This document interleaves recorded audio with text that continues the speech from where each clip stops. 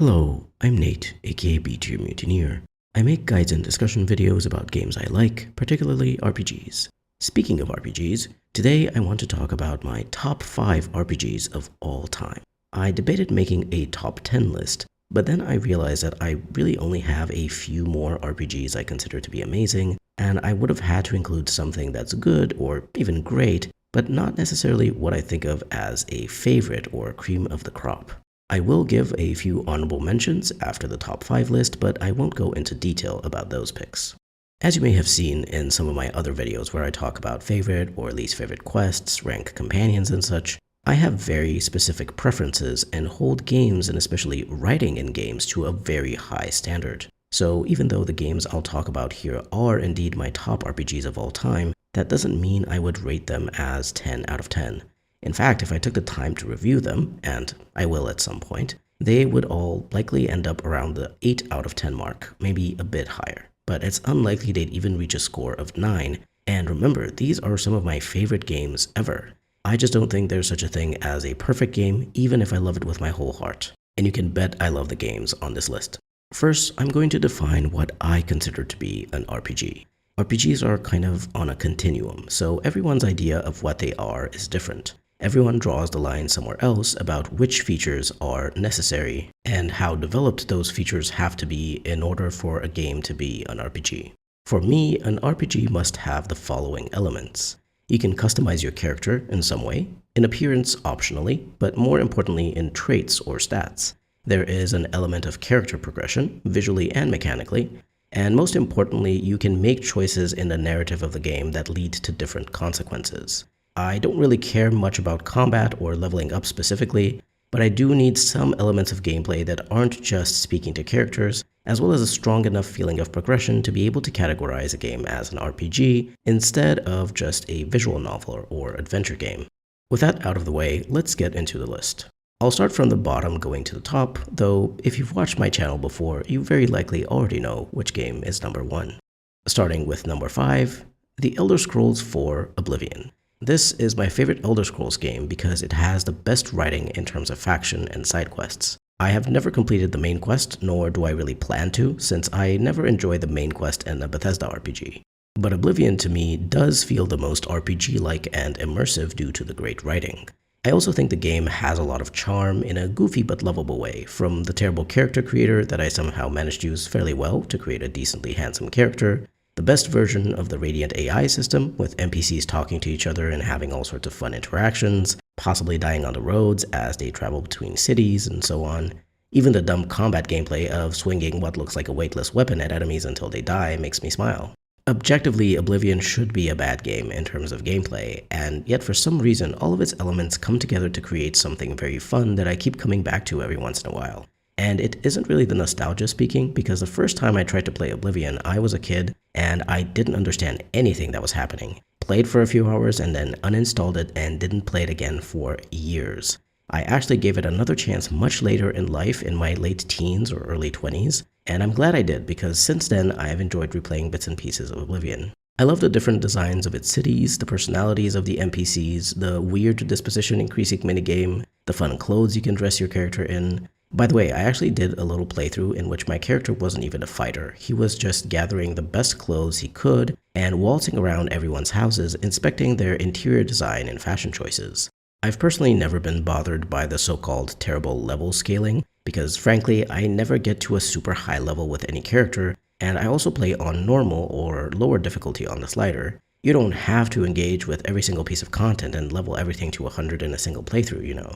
I've found that the fun in Elder Scrolls games for me is to pick and choose a few things for my character to do and go ham on those specific things for a dozen hours or so, then make another character with another focus and so on.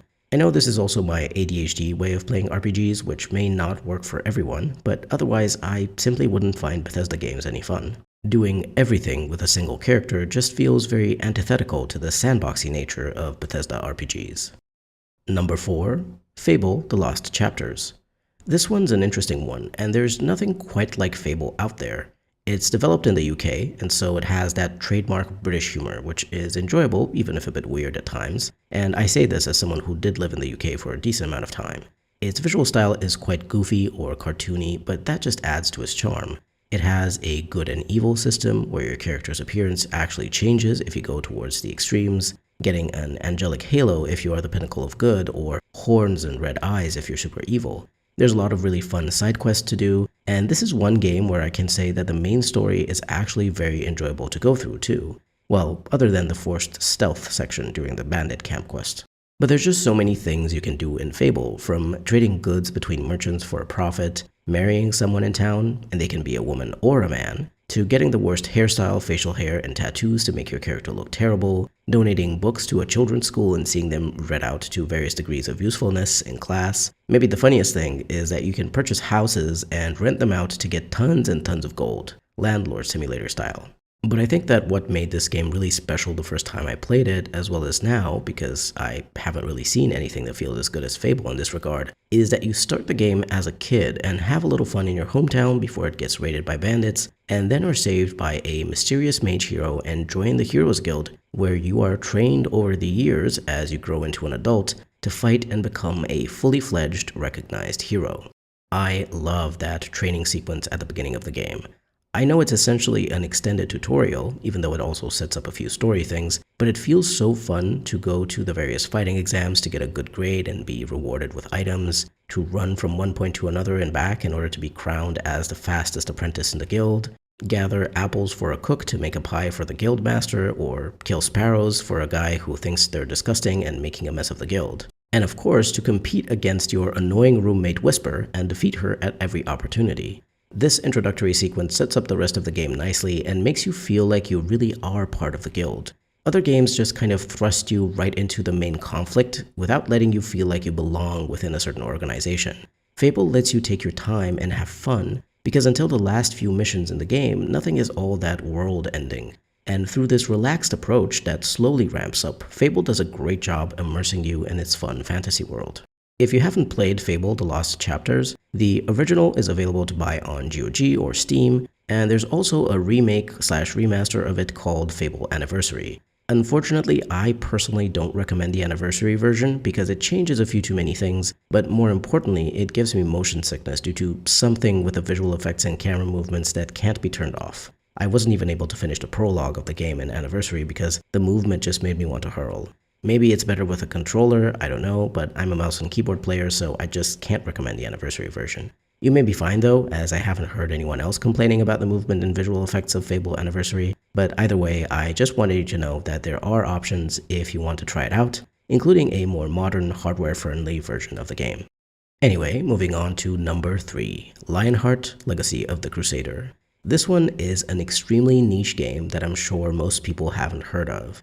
It's an old RPG, a fantasy Fallout-like, that was published by Black Isle Studios during a time when Interplay, the company Black Isle was a division of, was having big financial troubles. The game almost never saw the light of day, and it certainly wasn't really ready to ship when it did due to only the first 2 acts of the game being fleshed out with quests, and the rest being a grindfest of combat or sneaking past huge amounts of enemies. But the thing is, even though the second half of the game is lackluster, I really love the first half, especially the first act within the city of Barcelona, during which you join a main faction, possibly get revenge on the slavers who had you captured at the beginning of the game, kill goblins or dubiously ally yourself with them, help Miguel de Cervantes confront his magical creation of Don Quixote, get Leonardo da Vinci, yes, that Da Vinci, to create a mechanical arm for the explorer Hernan Cortés to be able to find a treasure cave, and so much more.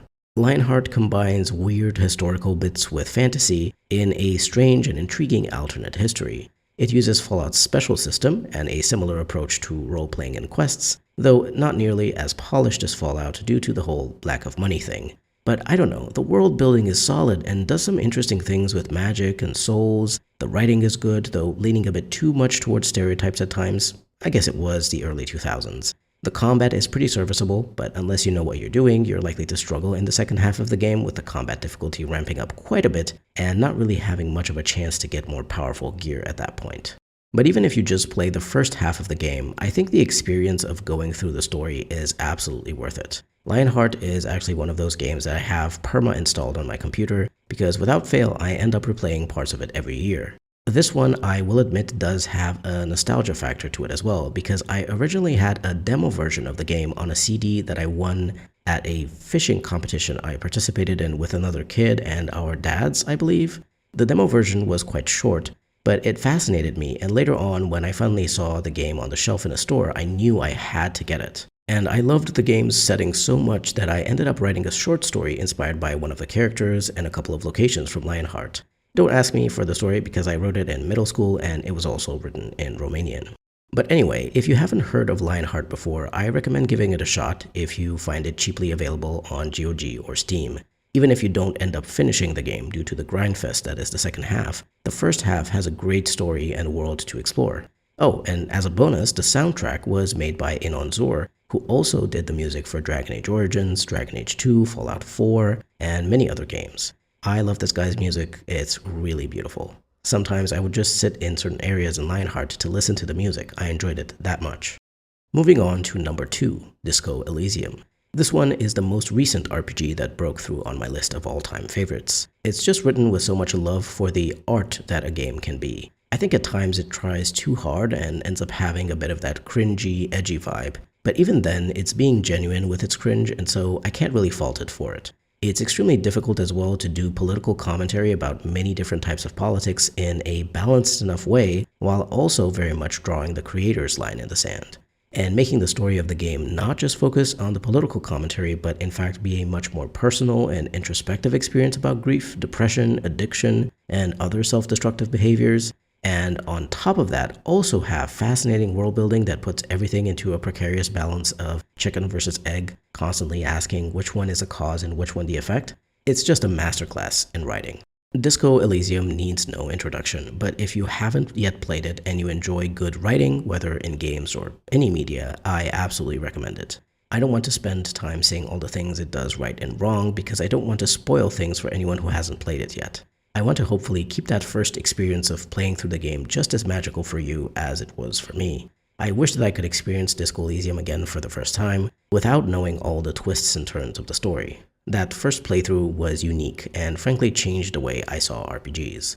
It made me raise even more my already high standards for what I want out of an RPG in terms of writing.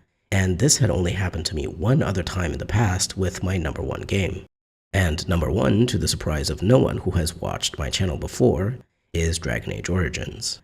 DAO was the first RPG I played as a young teen that made me realize, whoa, wait a second, games have stories. And not only that, but games have stories that can make you cry and laugh and feel things. Until then, I had never been touched by the writing of a game before. I assumed that was something that you only got from books or movies or shows. Games for me at the time were just that fun thing that was cool and maybe epic or maybe funny, but I had never really cared very much about my character in a game until then or about other characters. But then I played Dragon Age for the first time at the start of 2010, and I was completely blown away. I hated Arl Howe. I loved Morrigan. I felt actually sad when I saw a certain character die. I was intrigued and horrified by Logain's actions and so on. That was the first moment when I realized that actual people work on games, that someone wrote these characters and quests, someone drew the concept art, and someone made the models and animations. I had a strong desire to go into video game development, at first as a concept artist because I absolutely loved the look of concept art. I had it plastered all over my walls. And later on as a writer, when I realized writing was far more my strong suit than visual art. Haven't yet gotten to work as a writer part of a team to make a game, but maybe at some point in life I'll get the chance. But anyway, Dragon Age Origins was so influential in my life. It changed the way I saw games and made me search for stories and lore details in the games I played later on. It made me realize how cool and complex and difficult it was for games to be made, and gave me a new appreciation for them from this perspective. And it also provided me with an escape into a fantasy world where I had far more agency and confidence than I had at that time in real life during my teenage years.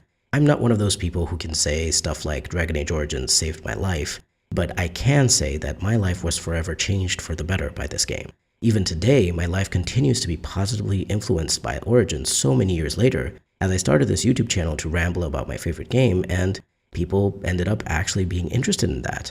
So much so that I'm working on my channel full-time, continuing to ramble about my favorite game and other games I like, and try to make a living out of it. I know that Dio's combat is difficult and clunky in a way that puts people off, but if you really can't get the hang of it by watching guides or still find it's too slow or frustrating, just use a mod to skip the fights so that you can at least experience the story of Dragon Age Origins. It's also a bit difficult to get to run with the EA or Steam versions, so I highly recommend picking up the GOG version, which should already come with the LAA patch and which shouldn't need much fiddling with. In any case, these were my top 5 RPGs of all time. As for my honorable mentions, I really only have 4 more RPGs that I would include on a list of favorites of all time, and those are Pentiment, The Elder Scrolls III Morrowind, Dragon Age Inquisition, and Kingdoms of Amalur: Reckoning. Pentiment is a game developed by Obsidian Entertainment, set in the 16th century in the Holy Roman Empire in the fictional village of Tassing.